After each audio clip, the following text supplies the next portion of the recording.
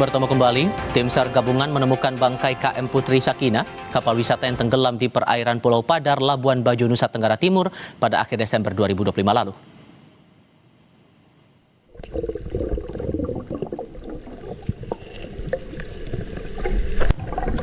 Visual bawah laut ini menunjukkan kondisi bangkai KM Putri Sakinah yang tenggelam. Tampak kapal sudah rusak parah. Bangkai kapal pertama kali ditemukan nelayan pada Selasa kemarin 6 Januari. Tim SAR kemudian menuju lokasi mengecek ke dalam bangkai kapal. Hasilnya, dalam bangkai kapal ini tim SAR gabungan mengevakuasi satu jenazah korban tenggelam. Diduga jenazah terperangkap dalam kapal saat kecelakaan terjadi.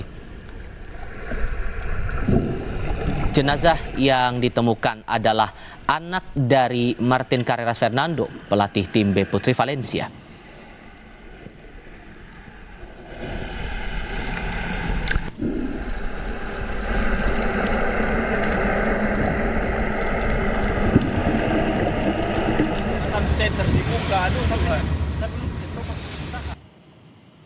Tim SAR gabungan kembali melakukan pencarian satu korban hilang insiden tenggelamnya kapal motor Putri Sakinah di Labuan Bajo. Memasuki hari ke-13 atau hari terakhir pencarian, tim SAR gabungan fokus di sekitar perairan selatan Pulau Komodo. Tinggal satu lagi korban hilang tenggelamnya kapal Putri Sakinah yang belum ditemukan tim SAR gabungan.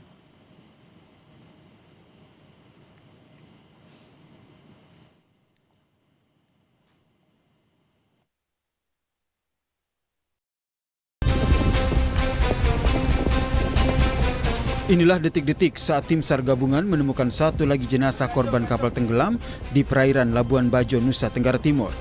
Tim SAR berhasil menemukan jenazah ini pada hari ke-10 pencarian, yaitu pada hari Minggu lalu. Korban langsung dievakuasi untuk dilakukan proses identifikasi oleh tim DVI Polres Manggarai Barat di RSUD Komodo. Dari hasil identifikasi, korban adalah Martin Carreras Fernando, pelatih tim B wanita Valencia. Betul, itu adalah salah satu dari korban yang mengalami kapal tenggelam KM Putri Sakinah 2 yang terjadi pada tanggal 26 Desember 2025. Dari hasil identifikasi yang disampaikan itu atas nama Martin Carreras Fernando, di mana jenis kelamin laki-laki dengan umur 44 tahun. Dengan temuan ini, tim SAR pun kembali memperpanjang masa operasi SAR di Labuan Bajo, Nusa Tenggara Timur selama 3 hari. Hasilnya, tim SAR gabungan pun berhasil mengevakuasi satu lagi jenazah dari dalam bangkai kapal yang ditemukan sejumlah nelayan di sekitar perairan Pulau Komodo pada Selasa sore. Hingga hari ke-13 pencarian, 3 warga negara Spanyol korban kapal tenggelam di perairan Labuan Bajo sudah ditemukan. Saat ini, tim SAR gabungan masih berusaha mencari satu lagi korban yang dinyatakan hilang. Tim Liputan Kompas TV. Masih ada satu lagi warga negara Spanyol yang merupakan anak dari pelatih Valencia Putri yang hingga kini belum ditemukan. Bagaimana update pencariannya hingga petang ini kita tanyakan langsung kepada Gubernur NTT Melquiades Lakalena. Selamat petang Pak Gubernur dengan Maidop. Selamat petang. Oke. Ini jadi hari terakhir ya Pak, hari ke-13. Bagaimana update pencarian sampai dengan petang ini? Tadi saya masih mengecek juga teman-teman yang di lapangan. Sampai dengan tadi yang tersisa satu korban yang belum ditemukan.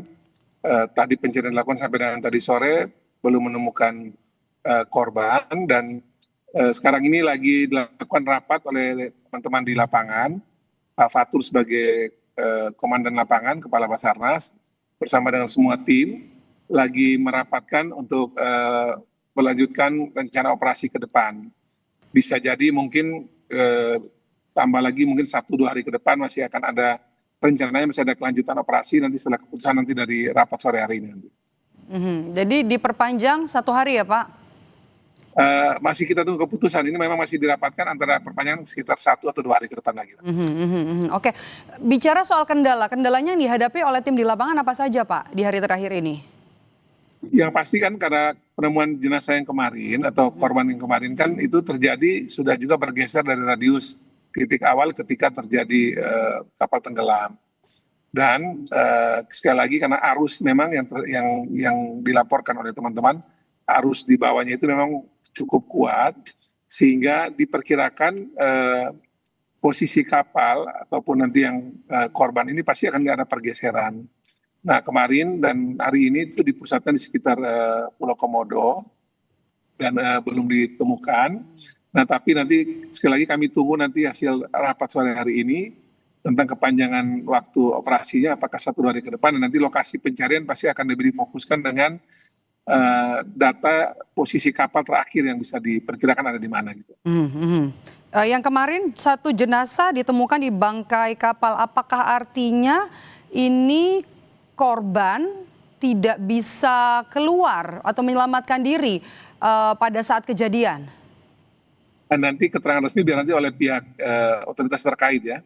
Tapi yang saya dapat informasi sebagai informasi awal itu bahwa kemungkinan para korban terjebak di dalam kamar ketika kapal tenggelam sehingga tidak bisa keluar dari kamar ataupun mengapung, dan ketika pintu kamarnya itu sudah terlepas ataupun bagian atapnya terlepas baru kemudian korban bisa mengapung setelah kapalnya itu bisa kapal di bagian pintu atau di bagian atapnya itu bisa terlepas gitu. Tapi sekali lagi memang ini masih dicari lagi posisi kapalnya ada di mana karena korban terakhir diperkirakan dekat dengan tempat kapalnya bagian terbesar dari kapal ini. Oke, sembari proses pencarian penyebab kapal tenggelam, informasi sementaranya sudah ada, Pak Gubernur? Sekali lagi nanti ini biar otoritas terkait nanti yang menjelaskan, karena memang ini perpaduan dari banyak unsur ya, banyak faktor. Ada faktor tentu urusan cuaca, faktor kapal, faktor mungkin human error dan sebagainya. Nanti biarkan nanti otoritas terkait yang menjelaskan. Walaupun saya juga sudah mendapatkan gambaran awal, tapi karena ini harus melalui penyelidikan yang benar, yang betul, saya minta maaf sekali belum bisa menjelaskan karena nanti biar otoritas terkait nanti menjelaskan. Tapi kira-kira pasti ini perpaduan antara faktor cuaca, faktor kapal, faktor human error yang berbagai faktor ini yang menyebabkan kejadian kemarin. Banyak pihak juga yang menantikan soal itu. Oke, sempat diberhentikan ya untuk operasional kapal bisa berlayar, masih berlaku sampai saat ini Pak? Sekali lagi karena memang kemarin kami juga memang pas bertepatan juga dengan ada informasi BMKG tentang cuaca juga yang terjadi di sekitar NTT juga Labuan Bajo. Jadi saya juga sekali lagi berterima kasih kepada seluruh masyarakat Manggarai Barat, para teman-teman pengusaha pariwisata, terutama wisata bahari, yang dengan sukarela memang memberikan kesempatan kepada tim untuk bekerja dengan baik tanpa ada kegiatan wisata bahari hari-hari ini. Nanti sekali lagi kita tunggu saja hasil rapat hari ini baru nanti kita putuskan. Tapi yang saya perlu apresiasi bahwa masyarakat Manggarai Barat khususnya para pelaku ataupun pengusaha pariwisata, khususnya wisata bahari, betul-betul dengan empati untuk tidak bergerak untuk ada wisata bahari sepanjang proses evakuasi ini berjalan gitu. Oke, tentu kita berharap ini sama-sama tidak terulang lagi. Apa yang kemudian regulasi yang sudah disampaikan agar wisata juga tetap bisa jadi prioritas di sana? Kalau yang bisa kami sampaikan di sini bahwa komunikasi kami dengan pemerintah pusat, setelah evakuasi nanti ini selesai, kita nanti akan ada proses evaluasi menyeluruh untuk mengecek kembali bagaimana pariwisata di Labuan Bajo, Manggarai Barat, itu khususnya secara umum nanti untuk di Nusa Tenggara Timur, kami pastikan berarti wisatanya itu harus aman, nyaman, dan betul-betul aspek keselamatan harus terjaga dengan baik.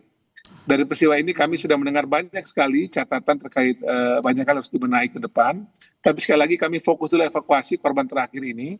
Nanti setelah korban terakhir ini ditemukan atau nanti operasi evakuasi dinyatakan selesai oleh otoritas terkait, baru setelah itu kita akan menyiapkan proses evaluasi menyeluruh terhadap semua yang menjadi catatan kelam dari peristiwa ini maupun juga apa harus dibenahi dari wisata di Labuan Bajo di Manggarai Barat. Oke, terima kasih Pak Gubernur sudah memberikan informasi kepada kami, Melkiades Lakalena, Gubernur Nusa Tenggara Timur. Sehat selalu Pak.